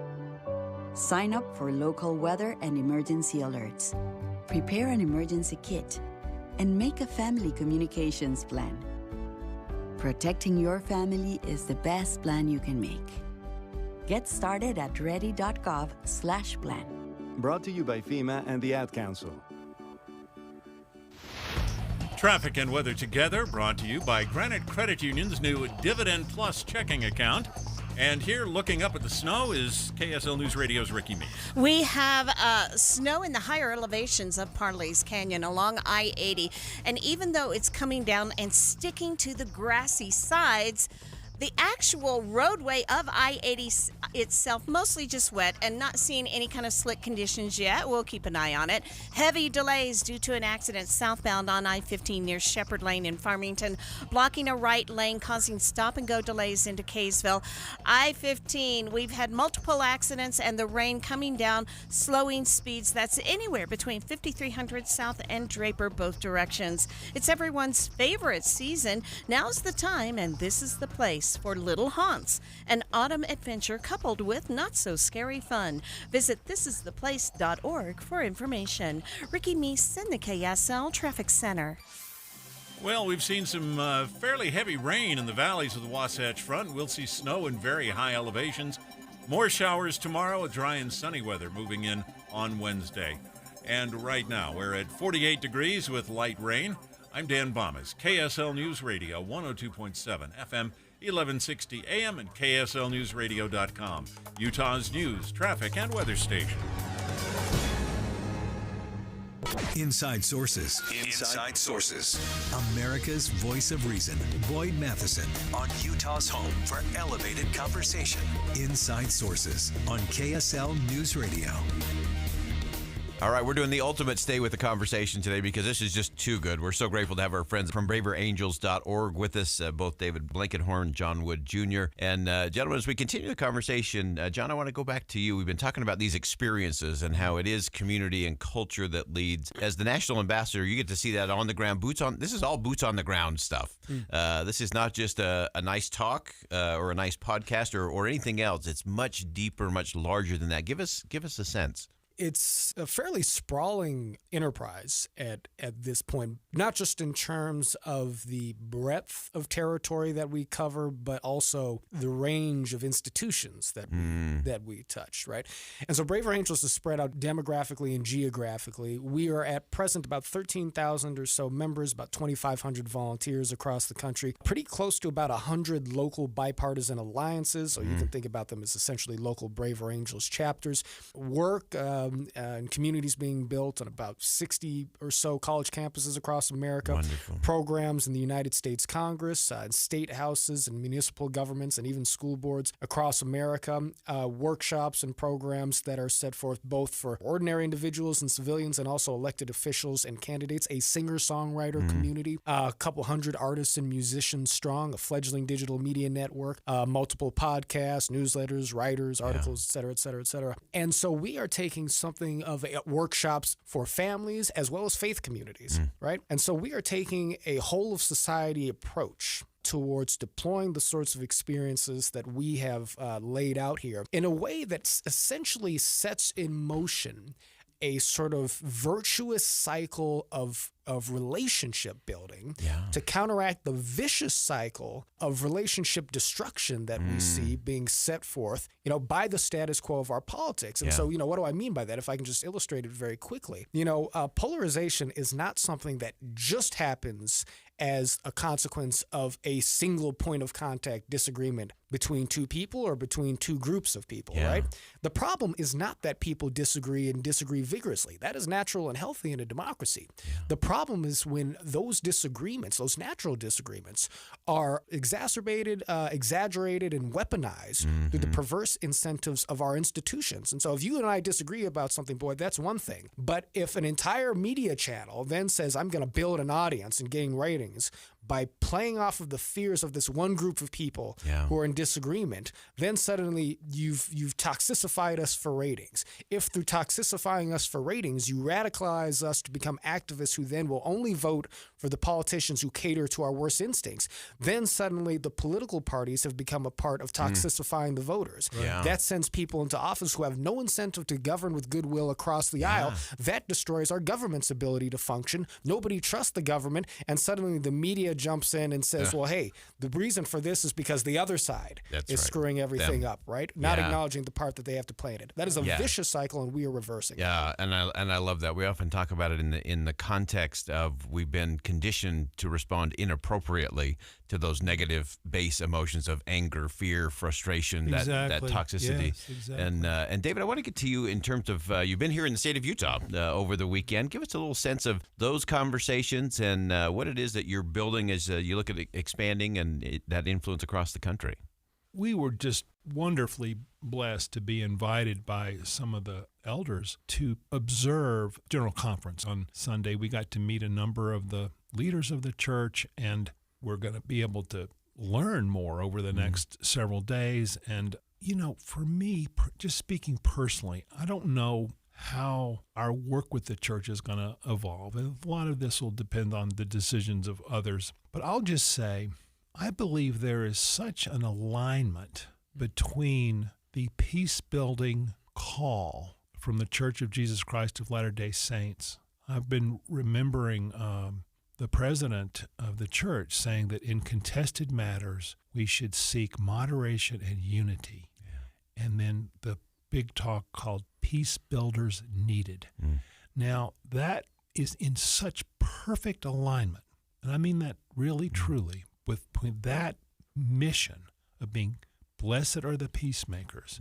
That's so close to what we're trying to do in the civic sphere of Braver Angels. I believe that growing connections between the members of the church to the degree that they would like to get involved in this movement of civic renewal that Braver Angels is a part of, I honestly believe it could have a transformative effect on the country. Yeah, I so love that. We actually did a special on Sunday in between conference sessions about peacemakers and the difference between being a peacemaker and a peacekeeper. That sometimes that peacekeeping is sort of the passive, avoid it, don't get into it. But peacemaking is a very bold act. It's very active. It's an act of citizenship. Yeah.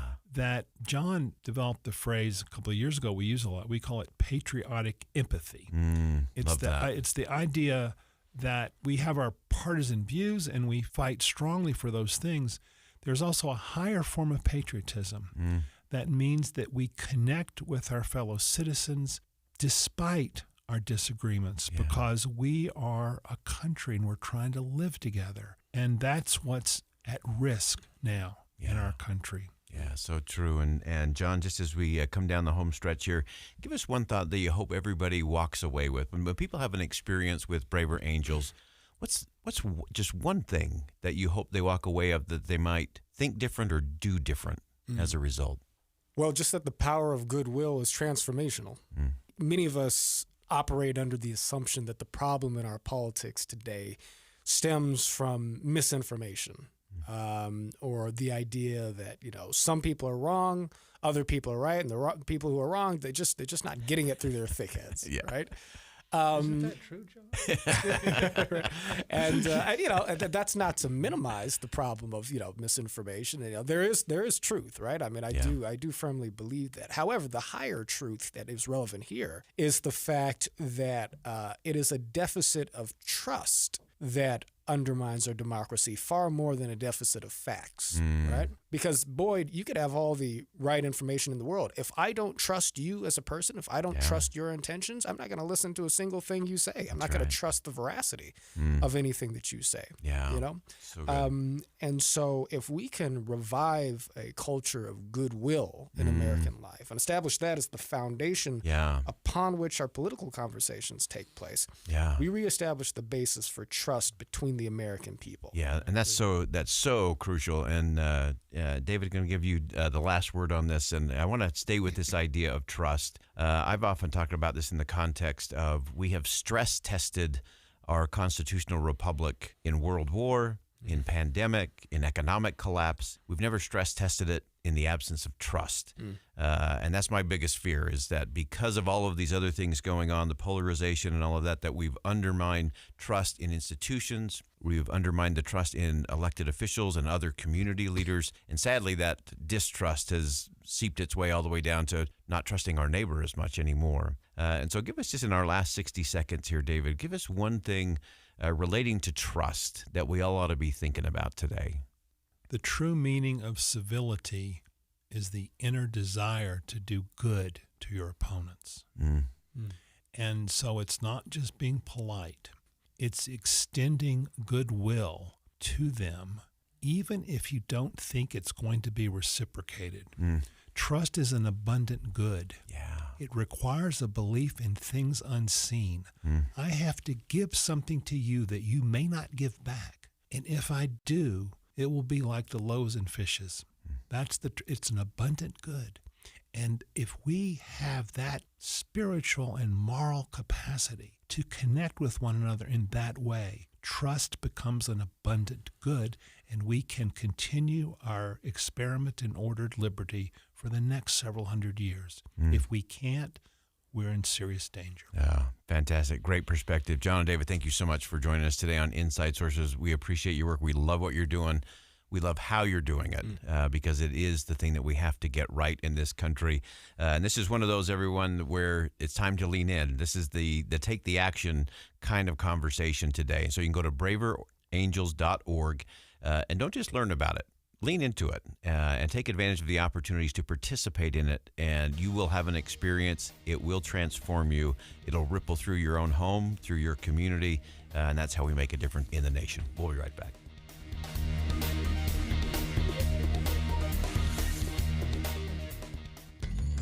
Is shopping for medical supplies online leaving you feeling intimidated and overwhelmed?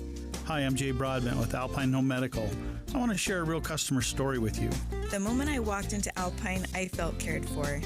They pulled me into a private room, and the Alpine professional happily set up my CPAP machine, explaining everything I needed to know. The service didn't stop there. After I went home, Alpine called me a week later just to check on me. These guys really are the experts. Before Alpine, I was so stressed trying to navigate what I needed online by myself, but all the stress went away when I went to their store. They really do deserve 5 stars. We know when you walk through our doors, you deserve to be cared for. Stop by any of our 11 locations and discover the Alpine Home Medical difference. When you need assistance, we're here for you. Alpine Home Medical, we bring wellness home. AlpineHomeMedical.com. Have you Googled yourself lately? Are there negative posts from an ex-employee or from a former client? Maybe an outdated news article or sensitive personal information about your family? Search engines don't always get it right. For right or wrong, it's your reputation on the line. That's where Reputation Defender by Norton comes in. One of the most trusted names in online reputation repair, Reputation Defender has been fixing people's search results for over 15 years. Their cutting-edge approaches help you to wipe away unwanted information in your search results. They also promote the good stuff so that it rises to the top, helping you put your best foot forward. Your good name is too valuable to leave to the whims of a Google algorithm. Take control with Reputation Defender. You can start by getting your free reputation report card at reputationdefender.com or call 800-401-6681 to speak to an expert. That's 800-401-6681. This holiday season, Yes Heating, Air Conditioning, Plumbing, and Electric, part of the ARS network, would like to recognize those making a difference in our communities. Through our national ARS Cares Community Heroes program, we want to give back to a community hero for the positive impact they have made by giving them a new heating and cooling system or water heater. Take a minute to nominate your deserving community hero in need by visiting ars.com/ARS Cares. Wouldn't it be great if life came with a remote control? You know, you could hit pause when you needed to, or hit rewind, like that time you knocked down that wasp's nest. Uh-oh. Well, life doesn't always give you time to change the outcome, but prediabetes does. With early diagnosis and a few healthy changes, you can stop prediabetes before it leads to type 2 diabetes. To learn your risk, take the 1-minute test today at doihaveprediabetes.org. Brought to you by the Ad Council and its prediabetes awareness partners. What's for dinner? Burgers? After last week, no thanks. Avoiding foods due to fear of diarrhea, gas, bloating, stomach pain, or loose, oily stools? It may not be just stomach issues. It could be EPI, or exocrine pancreatic insufficiency. EPI can cause uncomfortable symptoms because it's a condition where the pancreas doesn't release enough digestive enzymes to break down food. But EPI can be managed. Use the symptom checker on identifyepi.com and talk to your doctor about your symptoms. That's identifyepi.com. Sponsored by AbbVie. Fall is here, and the holidays are coming fast. Zero Res is running an early bird sale this week. Just $25 per room for carpet cleaning. Get your holiday cleaning done now and save big. That's 25% off the regular price. The Zero Res method stays cleaner longer, so enjoy a clean home now and still be ready come the holidays. It's the early bird sale because it ends on Tuesday the 3rd. So you're only saving if you're a true early bird. You don't have to clean today, but you have to get on the schedule during the sale. $25 per room, minimums apply, call for details. And if you want to save even more, ask them about their special discounts on pet odor treatments too. Nothing beats a professional cleaning, and no one outcleans Zero Res. The early bird sale at Zero Res. Just $25 a room. Minimums and area restrictions apply. Offer valid in Salt Lake, Utah, Davis, and Weber counties only. Schedule today. Online at ZeroRes.com. If you or someone you know is having thoughts of suicide or experiencing a mental health or substance use crisis, 988 provides 24/7 compassionate support and connection to trained counselors. When you call, text, or chat 988, you'll be quickly connected to trained counselors who will listen to your concerns, provide support, and connect you to additional resources if needed. There is hope. The Lifeline works. You are not alone. For 24/7 support, just call, text, or chat 988. With the three things you need to know this hour, I'm Dan Bomas. First, Medicaid has been dropping patients from the program as pandemic funding runs out, happening in Utah more often than in other states. Second, we've had some snow at higher elevations, including at the top of Parley's Canyon today. Third, the Nobel Prize for Medicine went to a couple of researchers from the University of Pennsylvania who helped develop the mRNA technology used in COVID vaccines. Right now, 48 degrees with light rain in Salt Lake City.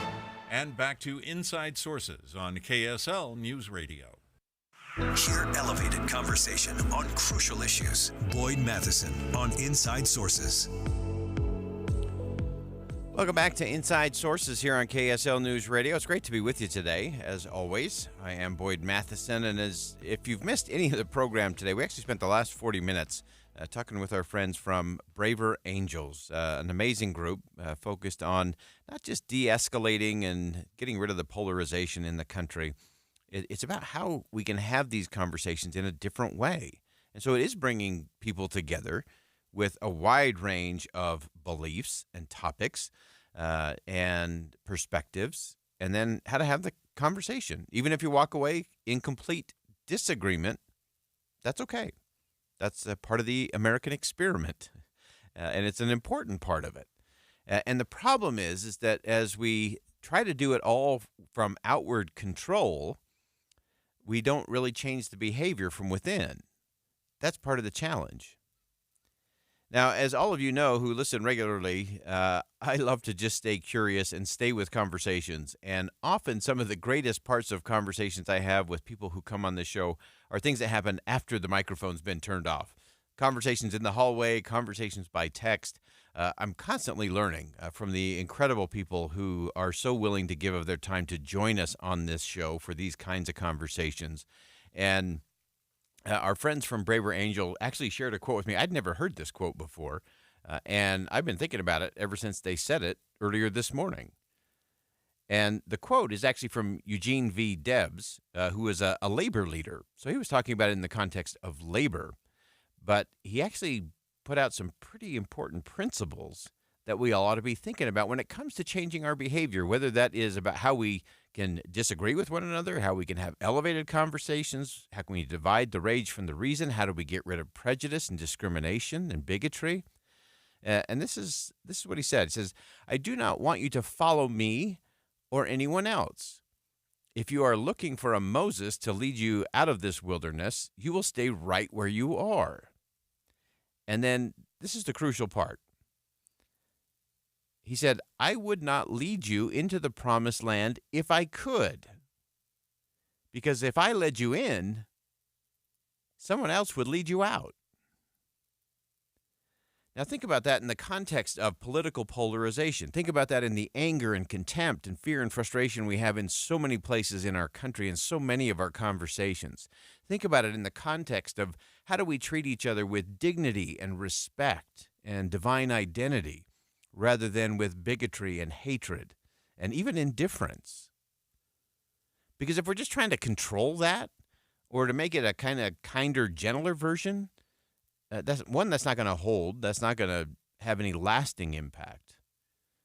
But I love this whole idea from Eugene Debs that I would not lead you into the promised land because if I led you in, someone else would lead you out. So you have to do it yourself, is what he was saying. He says you have to use your own heads as well as your own hands and get yourself out of your present condition. So nobody else can do it for you. No government program is going to solve it or fix it or take care of it, especially when it comes to how we interact with each other. You have to do it yourself. We, the people, have to do it ourselves. That's part of the deal. That's part of the great American experiment. But too often we're looking to Washington. We're looking to a political leader to solve the problems or fix it or to have our back or to stand up for the little guy. But the reality is community and culture that are going to lead us out of here, and it's up to us. It's in our heads. It's in our hands. We have to get ourselves out of the present condition. Nobody can do that for us. Because as Eugene Debs said, if someone can lead us into this mess, or if someone can even lead us into the promised land, we're going to be susceptible to having someone else with a great bit of charisma or a shiny object or magical thinking might just lead us out. We concluded last week with an interview with Elder David A. Bednar of the Quorum of the 12 Apostles of the Church of Jesus Christ of Latter-day Saints, right after he had spoken at Silicon Slopes Summit. And one of the things that we discussed with Elder Bednar was this very concept of we have to change, not from the outside in, not from control, not from just focusing on outward behavior, but this is an inside-out job. Much of what we learn, for example, in business management is how you use incentives and how you use other devices from the outside to entice people to behave in a certain way. But God works from the inside out. Anything that's from the outside in my judgment, tends to be temporary. But when our hearts change because of what we know about God and his influence in our life, that change from the inside out is far more enduring. That's very, I think, instructive.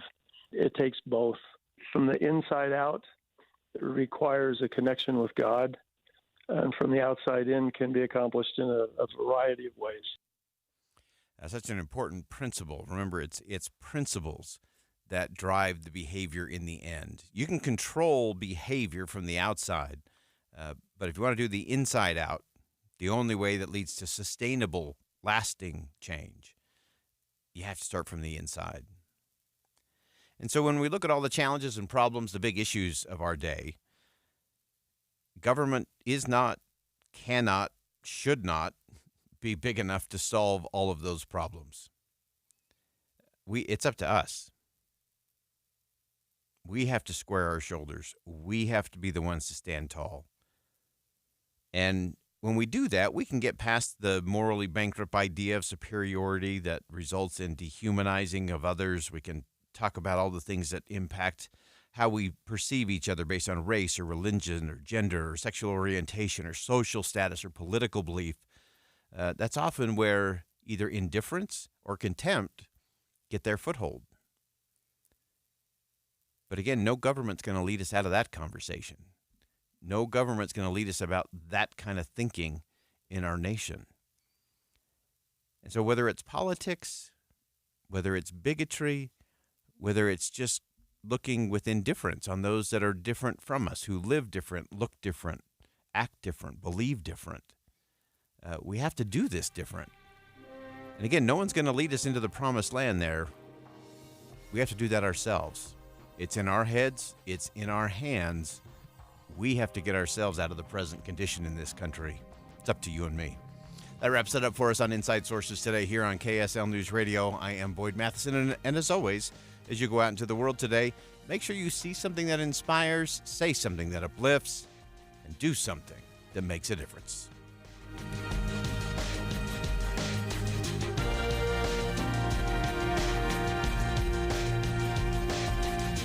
KSL FM Midvale, KSL Salt Lake City.